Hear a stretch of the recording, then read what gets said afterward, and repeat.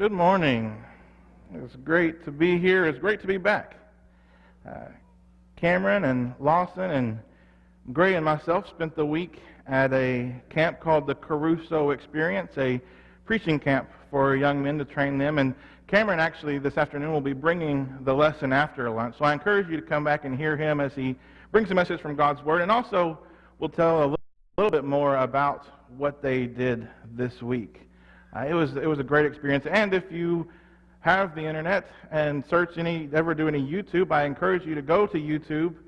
And all three of their sermons are all on YouTube. The video is, and you can search for the Caruso Experience, Kerusso, or you can search for their first name and first initial of their last name, and you'll see their sermons posted there.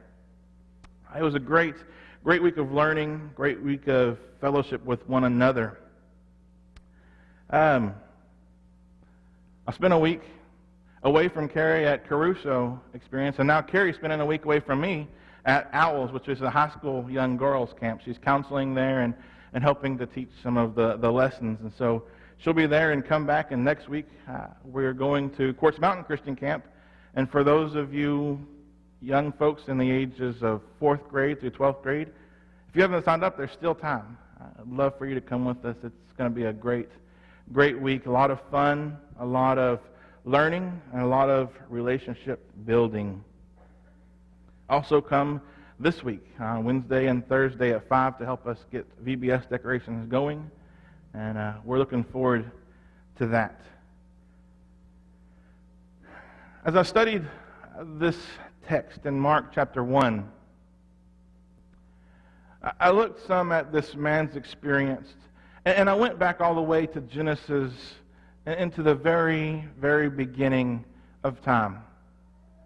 And something that stuck out to me between the two is in Genesis 1, as God's creating everything, He would say when He had created it that it was good. And He would create the next thing, and He would say, and it was good. But then He got to the end, and suddenly He changed. He created man, and then He said, it's not good that man be alone. Have you ever been alone? Have you ever felt like you were on the outside looking in? Like an outcast, longing for someone to be there, to be with you, to touch you, to shake your hand, to hug you, maybe just to be in your presence. Wanting that human action. Have you ever felt that lonely? You know, we have times when we can relate to that. We have times when we feel lonely. But today we get to meet a man who I'm sure was lonely. He was alone. He was an outcast. Society wouldn't have let him in. Society didn't want him. But then this one day he had the opportunity to make a change, and he met Jesus. And his life was changed. He no longer had to be alone. And in order for us to fully understand what this man went through, I want us to take a little bit of time to try and understand what this disease of leprosy was that this man was dealing with. Leprosy is an awful, horrible disease, and it gets pretty saddening to see the things that one goes through. But it helps to understand, and so I hope that you'll stick with me long enough to see the great ending that comes in the end. I didn't know a lot about leprosy. I'd heard of it, but as I studied this text, as I looked to see what is this man struggling with, and just searched for what is leprosy, there's any number of skin diseases that fall under the category of leprosy. However, today, what we know as Hansen's disease, a form of leprosy, is most likely what most people in scriptural times were dealing with whenever it's referred to as leprosy. It's an awful, terrible disease. Today, it's not really very contagious. Today, it's curable. Today, they can catch it early enough that nobody will ever even know that you had this disease. But for these people, for the people in Jesus' time, there was no cure. It's only recorded this time and one other time in the New Testament of somebody being healed from leprosy. And we have Naaman in the Old Testament. But leprosy is a disease which primarily affects the skin and the nerves outside of the brain and the spinal cord. The peripheral nerves is what they're referred to as. It usually begins with the general sense of just feeling weary and tired and worn out, maybe some pain in your joints. And as I read it, I started to think, do I have leprosy? I feel tired. I feel worn out. My knees don't feel very good today. But as you read on, you see some other things that are there, and the chances of us getting it in the U.S. are very, very rare. You would begin to develop these small patches of dry skin on your eyelids. They would develop on your hands and on your feet. It would spread across your body. You would begin to have these lumps or nodules develop, especially on your face, to where you would become unrecognizable to your family, to your friends, to those who knew you. It was ostracizing. It would, just seeing the person, nobody wanted to be around them. These nodules would begin to smell, and you would stink and emit this horrible odor. You would begin to lose feeling, first in your fingers and in your toes. That numbness would spread up your fingers, up your feet, throughout your limbs, and your body would become numb to pain, which sounds nice to be numb to pain, but how do you know when you've stepped on a sharp object? How do you know when you've cut yourself? If you can't see it, or if you don't see it, they didn't have the foot protection that we do. So it would lead to all sorts of things happening to a person's body. As you continue to develop the disease, you begin to lose the hair off your face and off your head. You begin to grow nodules on your vocal cords, making your voice hoarse to the point of you can't really even talk at some points. It was slow. It would slowly take over your body. And they had no cure.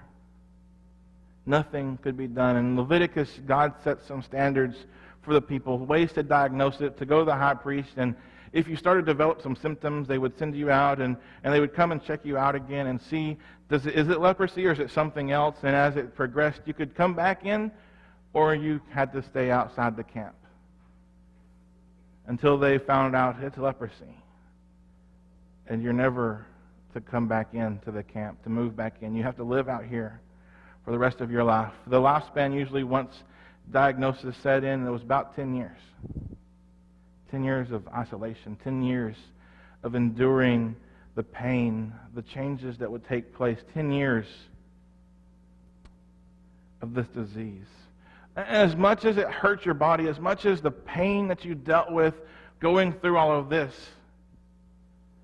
the emotional damage was often much worse. The social damage of no longer having human interaction, of being once someone who was accepted, once someone who was a part of this community, to now being a person who's no longer allowed to be a part of the community.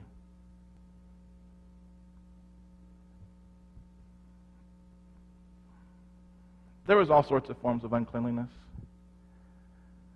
Things that you had to go through to wash ceremonially, to maybe sometimes to stay away from the temple for a few days, or maybe sometimes to move out away from where you were for a few days, but you always were allowed back in unless you were a leper. And then you were required to live outside the camp.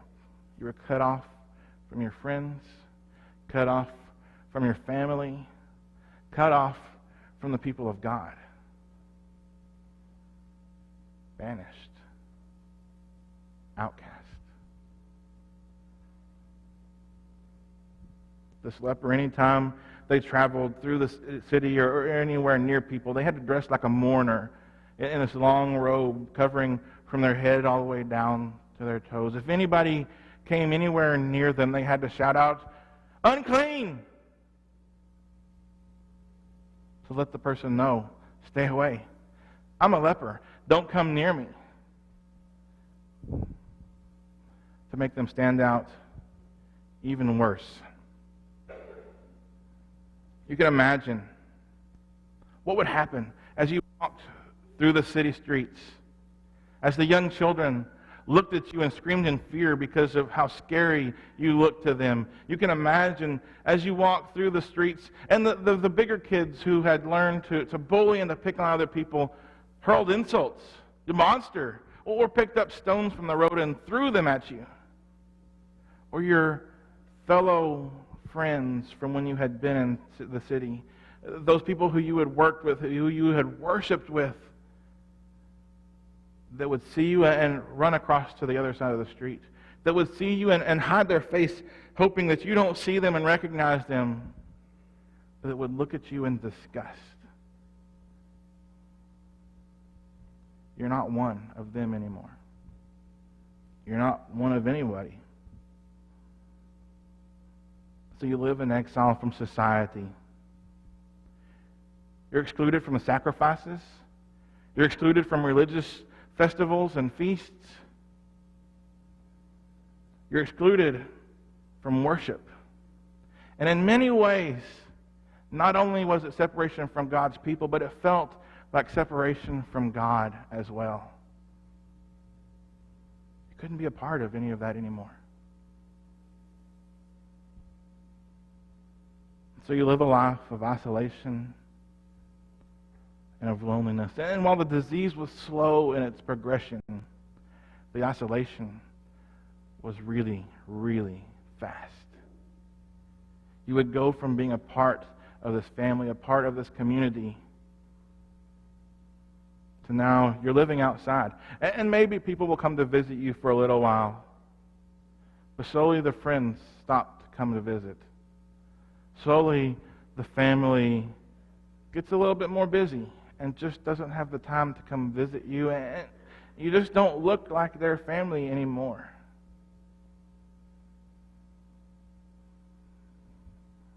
So you're separated, alone, without hope, without love. Can't even enjoy the simplest things. You can't enjoy a handshake. You can't enjoy a pat on the back. You can't enjoy a hug, or even somebody looking at you and smiling. It just doesn't happen.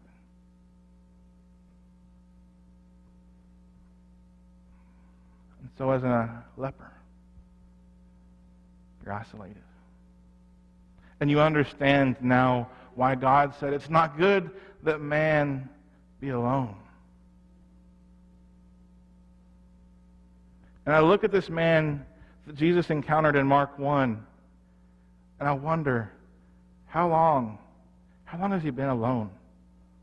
How long has he wanted somebody to just talk to him? How long has he wanted to have that conversation? Or how long has he wanted to have an embrace from those that he loved, or to shake a hand, or to smile at somebody and receive a smile back? How long had it been for this man? And he had no hope of that until this day. And I don't know how he knew about Jesus. I don't know how he knew who Jesus was, but something inside this man told him about Jesus. And we see this man and his approach. It tells us a leper came to Jesus, beseeching or imploring or begging him and falling on his knees before him and saying, "If you are willing, you can make me clean." It was against the law for this man to approach Jesus or any other human being. But this man disregarded the law. He didn't shout unclean. He didn't hide himself. He ran to Jesus and fell on his knees before him. But in his words, we hear some things. He doesn't say, heal me from this awful, wretched, terrible disease.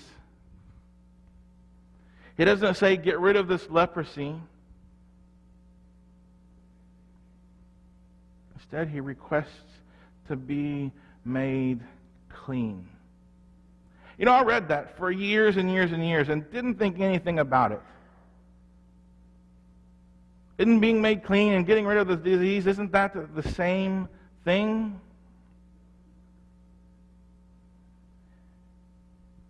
See, this disease has caused this man a lot of pain. It's caused him, I don't know at what stage he's at, but maybe he's lost some of the feeling in his hands and his feet. Maybe he's become unrecognizable to those who knew him. But he's had a lot of physical pain. But more than anything else, being unclean is what hurt this man. Being unclean, being separated, is what this man struggled with. And so I think in his voice, I hear this request saying, I want to be with my family again. I want to be at a place where I can worship God with the people of God. I want to be a part of God's people once again. I want to be clean. I don't want to be unclean anymore. Of course, he wants the disease to be gone. He wants to be rid of that. But ultimately, what he really wants is to be made clean. But that wasn't possible. That wasn't possible for a leper. So he comes to Jesus and he cries out to Jesus, if you are willing, you can make me clean. If you are willing, Jesus. He recognizes, I can't make myself clean. I don't have the power to do this. But you do. He puts his faith in Christ, his trust and his belief, because he knows Jesus can make him clean. And the third thing that we see in his words right there is that he's submissive to God's will. If you are willing, if you will, you can make me clean. He understands, I can't demand this from you, Jesus. I have no right to demand this. All I can do is ask and submit to you. But that's hard, isn't it? We have a hard time. We demand things. God, make me well. God, help me get past this. But this man, we don't even know his name, but he understands. You can, if you will, help me through this.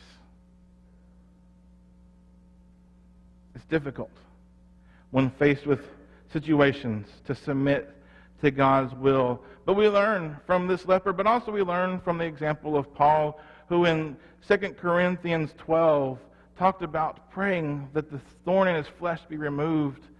And God didn't say, absolutely, Paul, you're an amazing servant of mine. You've done so much to spread this gospel. No, God says, I'm sorry, Paul, but my grace is sufficient for you. I'm not taking it away, but I'll give you the power to make it through. I'll help you to endure past this pain, past this time, past this thing in your life. But for the leper, Jesus, he was willing. And so he responded moved with compassion, Jesus stretched out his hand and touched him and said to him, I am willing. Be cleansed. And immediately the leprosy left him and he was cleansed. Jesus had a response, and his response was to grant this man's request. Immediately, this man was cleansed. Immediately, this man was healed. Really not a lot different than any of the other healings and miraculous signs that we see Jesus do. But there's some things for us to notice. It tells us he was moved with compassion.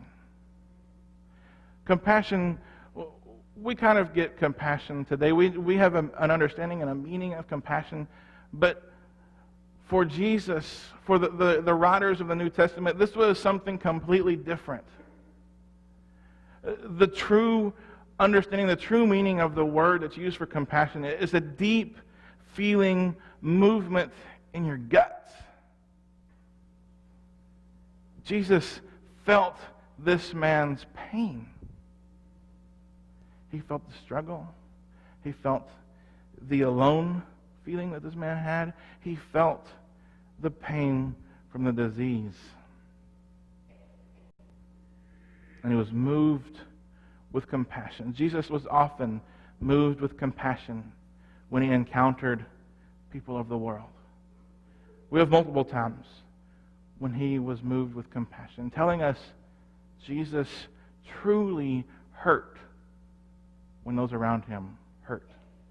He truly felt that pain.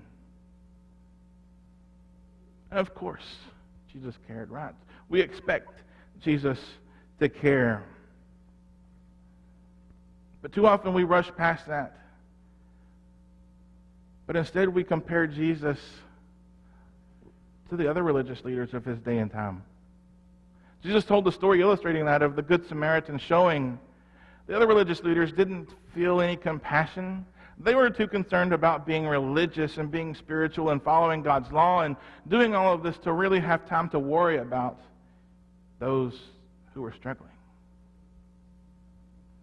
But Jesus was moved with compassion. Jesus refused to become so hardened and to become so calloused to those around him. The Hebrew writer in Hebrews 4 records for us that we do not have a high priest who cannot sympathize with our weaknesses, but one who has been tempted in all things as we are, yet without sin. We have a high priest who's been there. He understands. He knows the struggle. He knows the pain. He feels that. Yet he's spotless and he's blameless. And so, therefore, let us draw near with confidence to the throne of grace so that we may receive mercy and find grace to help in time of need. Let us draw near in confidence. Let us run and fall at the feet of Jesus in confidence that we can find mercy and grace from the one who can give it. Jesus not only cared about the leper, he not only cared about the people who he encountered, Jesus continues to care today for each and every one of us. But Jesus, while he was moved with compassion, he could have been moved with compassion and kept his distance and said, I feel sorry for you, I feel your pain, now be healed. He didn't do that, though. Jesus reached out to a man who he knew was lonely, a man who he knew needed human touch, and he touched him and told him, I am willing. Be cleansed. And it makes me think, what emotions go through this man's head at this time? How long since he last felt a human touch? How long since somebody was willing to even care about him? And this man touches him and cleanses him and heals him of this disease. Immediately, he was cleansed.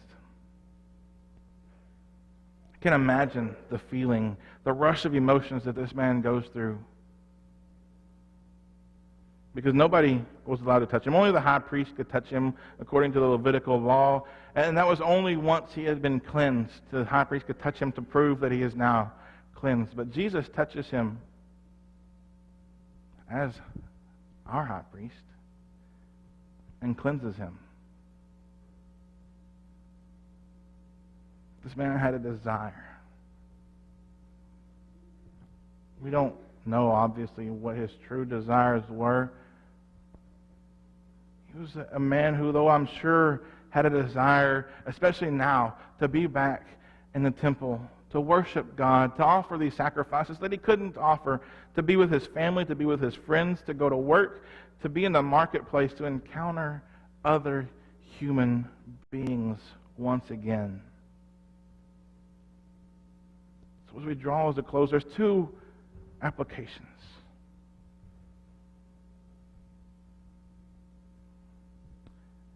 As we close out to the story of Jesus and the encounter with a leper,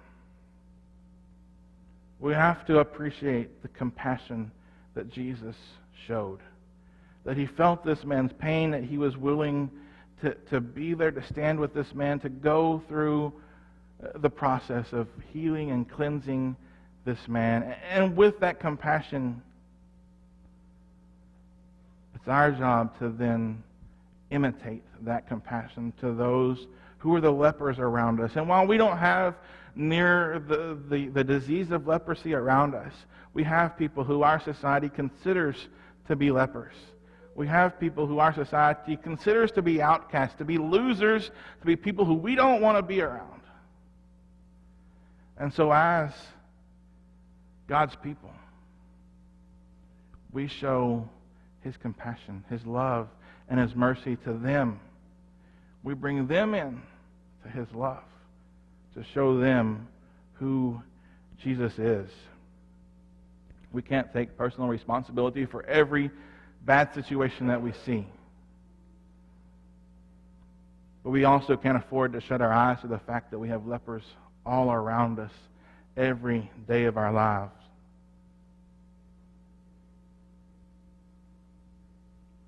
But the big thing for us to realize, Jesus feels compassion for each and every one of us today. And Jesus still has the power to cleanse and to make us clean. You see, in a lot of ways, leprosy and sin are a lot alike. Leprosy eats at your body, destroying your body, but it also creates that separation between you and the people of God, between you and those who you love. And sin, it starts so small, so insignificant, and if not dealt with early on, begins to eat away from the inside. It can slowly separate us from the people of God because we no longer feel worthy to come to worship. We no longer feel worthy to be around other Christian people. Maybe we don't even want to be around them anymore because we're so deep in the sin. We're separated from God's people. And sometimes it feels like we're separated from God. And the only thing that we can do is to run to the one who can cleanse us, to fall at his feet and beg for mercy and forgiveness and grace. 1 John 1:9 tells us if we confess our sins, he is faithful and righteous to forgive us our sins and cleanse us from all unrighteousness. If we come to him, if we submit to him, he feels that compassion.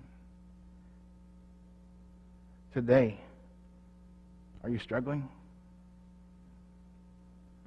Do you need to be cleansed, to be washed in the waters, to walk in a new life with Jesus?